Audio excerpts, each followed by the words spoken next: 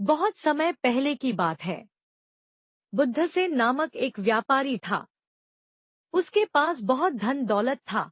फिर भी वह और अधिक धन कमाने के लिए शहर से बाहर व्यापार करने जाता रहता था। उसके पास 2 बैल थे, जिनमें से एक का नाम संजीवक और दूसरे का नाम नंदक था। व्यापारी अपने इन दोनों बैलों को बहुत प्यार करता था और बैल भी अपने मालिक को बहुत चाहते थे।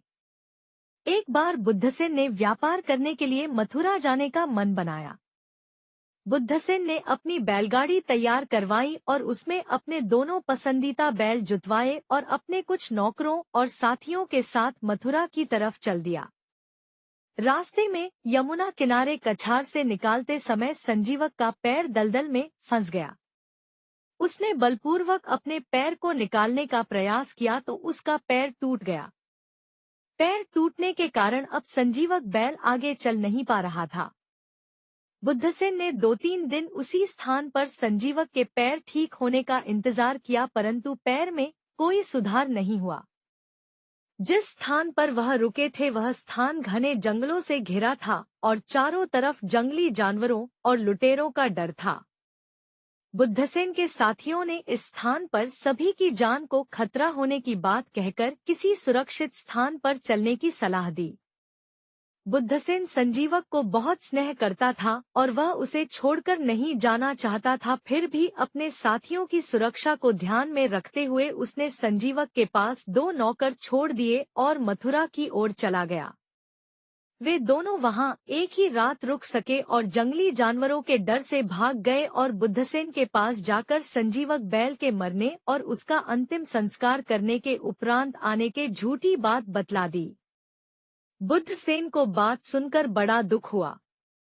संजीवक जिस स्थान पर था उसके आसपास हरी हरी घास थी। संजीवक ने घास खाकर अपने प्राण बचा लिए। दिन बीतते गए और संजीवक का पैर भी ठीक हो गया। यमुना के किनारे घास की कोई कमी नहीं थी। संजीवक जी भर कर घास खाता और यमुना का शीतल जल पीकर बड़ा ही हष्टपुष्ट और बलवान हो गया। अब वह स्वच्छंद होकर यमुना किनारे विचरण करता और मिट्टी और झाड़ियों में सींगों को मारकर उन्हें पैने करता और जोरों की हुंकार भरता। एक दिन पिंगलक नामक शेर, जो उस जंगल का राजा था, पानी पीने के लिए वहां आया। उस समय संजीवक जोरदार हुंकार भर जोरों की गर्जना कर रहा था। पिंगलक शेर ने ऐसी आवाज पहले कभी नहीं सुनी थी, अतः वह डर कर बिना पानी पिए वहां से भाग गया। यह दृश्य दमनक और करकट नामक 2 गीदड़ देख रहे थे और पिंगलक को इस तरह भयभीत होकर भागते देख दोनों को बहुत आश्चर्य हुआ। वे दोनों गीदड़ पिंगलक शेर के मंत्री थे और उसके आसपास मंडराते रहते थे। सिंह जब भी शिकार करता तो थोड़ा बहुत जो भी बच जाता वे दोनों उसे खाकर अपना पेट भर लेते थे। दमनक ने करकट से कहा, पिंगलक हमारा राजा है और जंगल के सारे जानवर उससे भय खाते हैं। वह बिना पानी पिए ही भाग गया और बहुत डरा हुआ दिखाई दे रहा है। इसका क्या कारण हो सकता है? करकट ने कहा, हाँ सो तो है, पर वह जंगल का राजा है और वह क्या करे और क्या ना करे उसकी मर्जी, इससे हमें क्या। दमनक बोला, जो भी हो पर इस बात का पता तो लगाना ही पड़ेगा।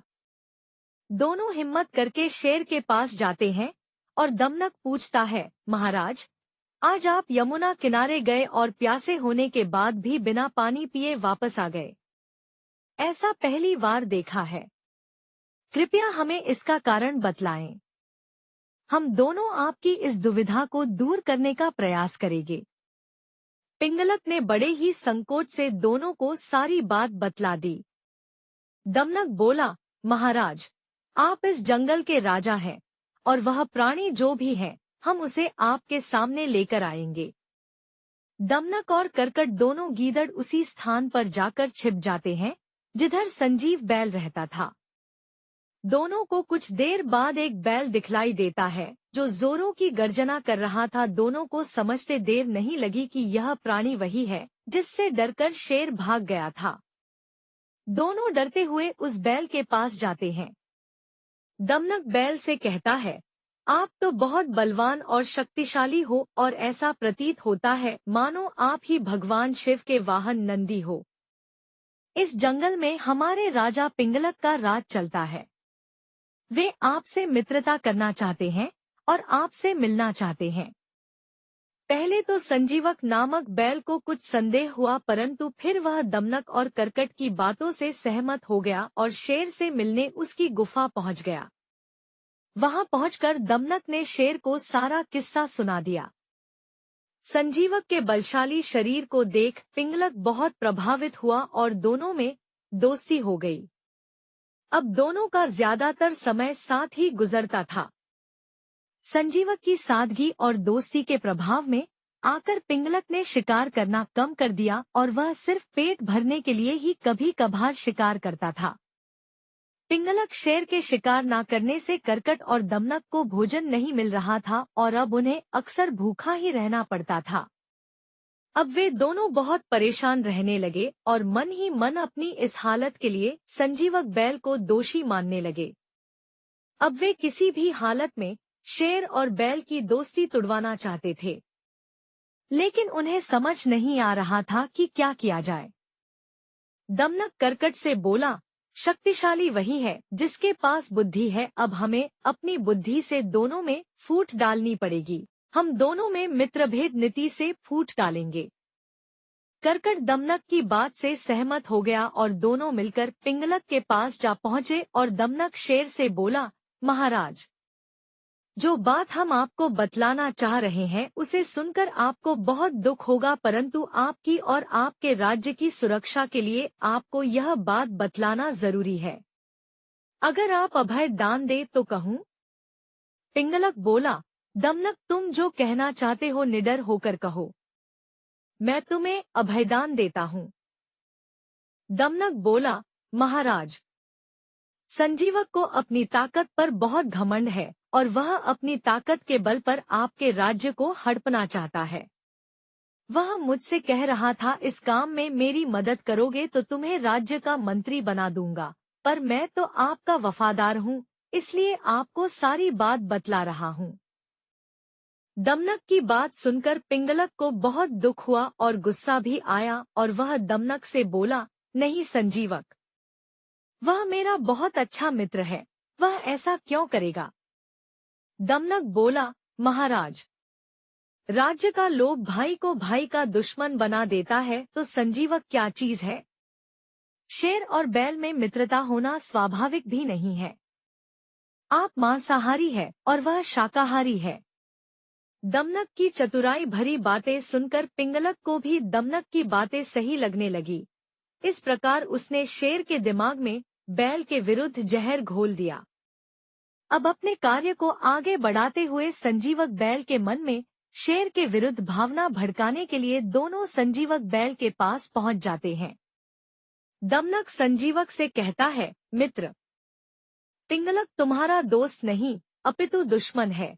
वह जंगल के जानवरों से कह रहा था कि वह तुम्हें मारकर तुम्हारा गोश्त जंगल के जानवरों को खिलवा देगा। दमनक की बात पर संजीवक को विश्वास नहीं हुआ। संजीवक बोला, पिंगलक ने मुझे बुलाकर मुझसे दोस्ती की थी और वह हमेशा मेरे साथ रहता है, मुझसे हर बात साझा करता है, भला वह ऐसा क्यों करेगा। दमनक बोला, तुम पिंगलक से ज्यादा बलशाली हो और तुम्हारी ताकत से पिंगलक जलता है।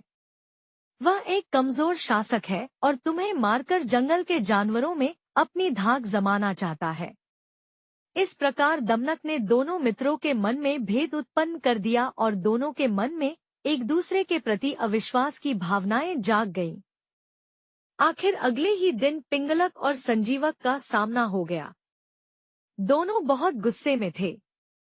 दमनक स्थिति को भांपकर पिंगलक से बोला, देखो महाराज, संजीवक अपने सींगों को ताव देता हुआ आपको मारने आ रहा है। पिंगलक और संजीवक पास आते ही आपस में भिड़ गए और दोनों में बहुत ही घमासान युद्ध हुआ। कभी संजीवक भारी पड़ता तो कभी पिंगलक। दोनों की लड़ाई घंटों चली।